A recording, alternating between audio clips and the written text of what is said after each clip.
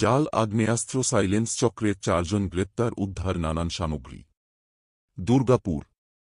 August মাসে একটি অভিযোগ দায়ের হয় কোকোভেন থানায়। পুলিশ গুরুত্ব দিয়ে তদন্ত শুরু করে। তদন্তের গতি ছিল দ্রুত। পুলিশ সাফল্য পায়। মোট 4 জনকে গ্রেপ্তার করে, যারা এই জাল লাইসেন্সের চক্র চালায়। গ্রেপ্তারের পরেই তাদের কাছ হতে আগ্নেয়াস্ত্রসহ 3-4টি স্টাম্প ও স্টাম্প প্যাড পাওয়া যাওয়া। স্টাম্পে কালি লেগে থাকায় বোঝা যায় এটা ব্যবহার করা হয়েছে। এছাড়াও 5টি প্যাড পাওয়া যায়। পুলিশ জানিয়েছে এই চক্রের কাজ ছিল জাল লাইসেন্স দেওয়া টাকার মাধ্যমে। ডিসিপি অভিষেক গুপ্তা বলেন, তদন্ত চলছে, সবটা এখনও পরিষ্কার নয়। তদন্ত করে দেখা যাবে কি কি উপায়ে এরা এই ব্যবসা চালানো হতো। এ ব্যাপারে বিহারের গ্যাং যুক্ত থাকায় মনে করা হচ্ছে শুধু আসানসোল নয়, দুর্গাপুরের ঘাঁটি করেছে। ডিসিপি জানান, বিহারের বক্সার জেলার ধর্মেন্দ্র উপাধ্যায় মূল অভিযুক্ত, ভিকি যাদব বিহারের, যে অবৈধ আগ্নেয়াস্ত্র বিক্রির সাথে যুক্ত। এছাড়াও 2 জন রয়েছে আসানসোল দক্ষিণ থানার রাকেশ বার্নওয়াল, কৈলাস সোনার, এরা যোগাযোগকারী হিসাবে কাজ করত। ডিসিপি বলেন, তদন্তে দেখা হচ্ছে এরা বন্দুকসহ জাল লাইসেন্স বিক্রি করত কিনা, কিংবা চুরি করা আগ্নেয়াস্ত্রর জাল লাইসেন্স করে বিক্রি করত। পুলিশ কর্তা জানিয়েছেন, বিহারের 6টি জেলা এবং বাংলার 8টি জেলার জাল স্টাম্প রয়েছে, যা জেলা শাসকদের ও পুলিশ কমিশনারের। পুলিশ কর্তা এই গ্রেপ্তারকে বড় সাফল্য বলে আখ্যা দিয়েও বলেন, বাকিদের গ্রেপ্তার করতে তদন্ত চলছে। গতকাল 19 অগস্টে আমরা কোকোভেনে একটা ফলস ফেক গান লাইসেন্সের কেস শুরু করি।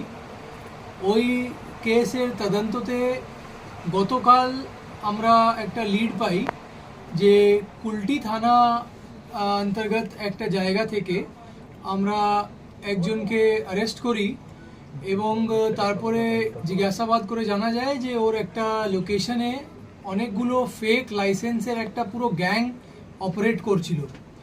এই পুরো গ্যাংটাকে এখন অবধি আমরা 4 জনকে ধরতে পেরেছি কোকোভেন থানার, এবং 4 জনের কাছ থেকে আমরা যে রিকভারি করেছি ওটা একটা আর্মস রিকভারি হয়েছে, যেটা একটা কান্ট্রি মেড সিঙ্গল ব্যারেল আছে আর্মস একটা, আর 34টা আমরা ফেক স্ট্যাম্প রিকভারি করতে পেরেছি, যেটাতে বিভিন্ন জেলার ডিস্ট্রিক্ট ম্যাজিস্ট্রেট এবং কমিশনারের ফেক স্ট্যাম্প আছে ওটা, যেটা ফেক গান লাইসেন্সে স্ট্যাম্প লাগাবার জন্য ওটা ইউজ হতো।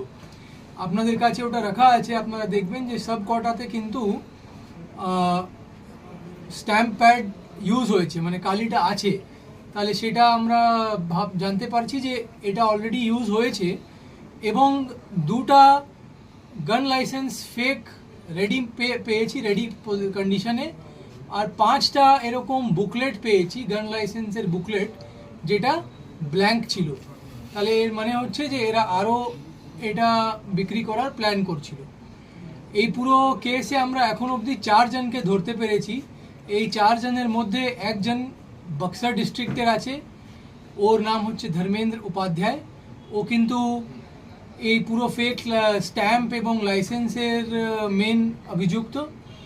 এবং একজন আছে, তার নাম আছে ভিকি যাদব, ও কিন্তু এই সব ফেক ইলিগাল আর্মস নিয়ে এবং সাপ্লাই করতো, সেল করতো। আর 2 জন আছে, রাকেশ বার্নওয়াল আর কৈলাস সোনার, যাদের বাড়ি আসানসোল সাউথ পিএসএ আন্ডারে আছে, যারা এইসব ডিস্ট্রিবিউশন আর মিডল ম্যানের কাজ করতো, যারা এদের কাছ থেকে যারা প্রিপেয়ার করতো এই ফেক লাইসেন্স, তাদের কাছ থেকে নিয়ে আর ক্লায়েন্টকে ওরা দিত। এখন অবধি 4টা আমরা জানতে পেরেছি। এই কেসে আরও তদন্ত চালু আছে, আর আমরা আশা করি যে আর লিড আমরা পাবো এবং এই পুরো গ্যাংটাকে আমরা ধরতে পারবো।